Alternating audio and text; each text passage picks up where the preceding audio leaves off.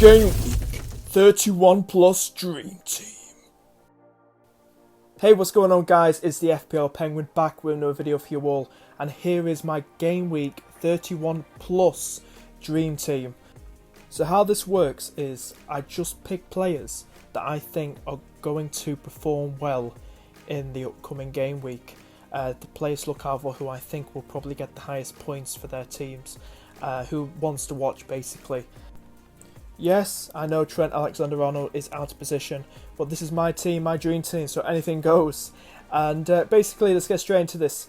I'm choosing Pope to do well in Gameweek 31. The reason for that is at home to Watford. I think they beat Watford, if I'm correct, 3-0 earlier in the season in the reverse fixture. Obviously going to be a lot tougher now with Pearson in charge and getting that Watford team, trying to get them away from relegation, and they look more attacking now, this Watford side. So I can see Pope on his feet a lot and getting quite a few shots on goal towards him. So be a good chance to have him, you know, and get them save points as well, wink wink.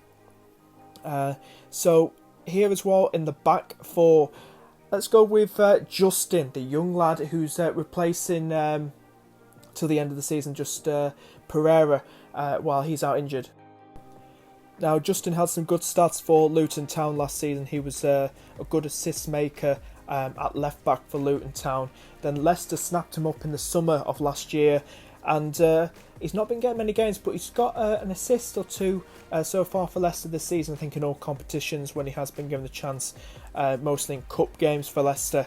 And he will be taking charge at right back while Pereira's out for the rest of the season. So Justin, he's cheap. I think he's well under 5 million. I think he's about 4.7 million, Justin. So Leicester have got Brighton next. I think they've got Everton away the week after, at the game week after. So do look at Justin. He's coming against Brighton, and another Leicester asset I'll let you know about. He's got a good record against Brighton. We'll get to him in a minute. But Justin, have a look at Justin. He could be bombing down that right wing, the right back, and it could be a good one to have, guys. Very cheap, and you want a good budget defender, go for Justin, lads. Go for him. Next one is Lascelles of Newcastle. Very shocked today to see Newcastle win 3-0. My God, against Sheffield United.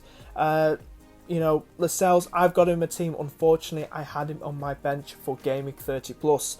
I think it's 4.3, so I won't be surprised if it goes up this game week to 4.4. So I would think, guys, nab him quickly, because you know 4.3 million, very cheap, cheaper than Fernandes, the other Newcastle centre back, and he's another good budget defender as well, and he can get a goal when he does feel like it. He's not got a good record this season goals wise, not like a Van Dijk, but if you want a good cheap defender, Newcastle are one of those teams that kind of keeping clean sheets at the moment.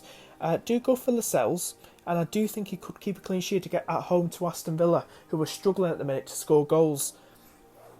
Next one is Trent Alexander-Arnold, and he got a clean sheet today against Everton away, but coming against Crystal Palace at home next, and then he's got City away. But we're going to talk about Gameweek 31 plus. He has got Crystal Palace at home, and I do feel he could do something. He did quite, I think, 2 or 3 shots against Everton tonight, and he's very good. He takes free kicks, he takes corners. We all know what Trent Alexander-Arnold can do, and I know he's quite expensive.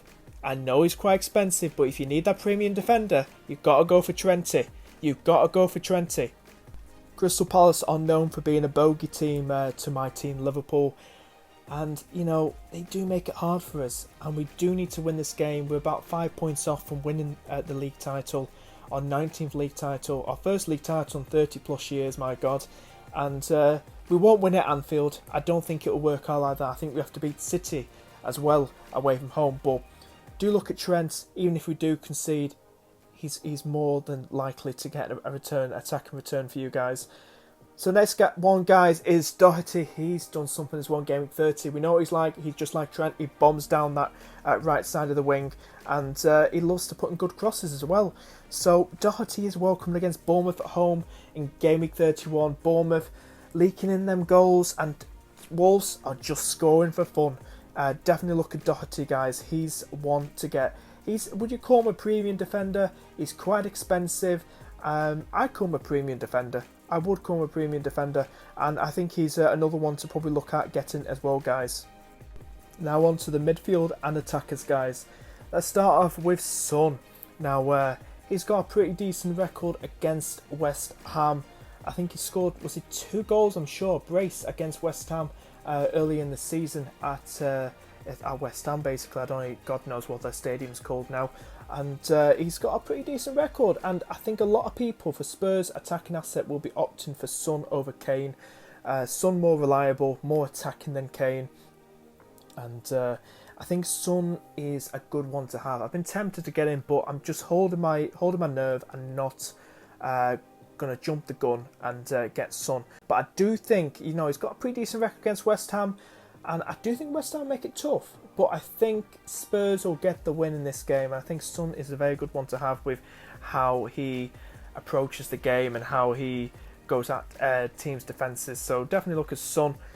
Bruno Fernandes got Sheffield United at home. Should we just mix it up a bit? Should we talk about Rashford and Bruno at the same time? Manchester United in Gameweek 31 Plus, I've got Sheffield United at home.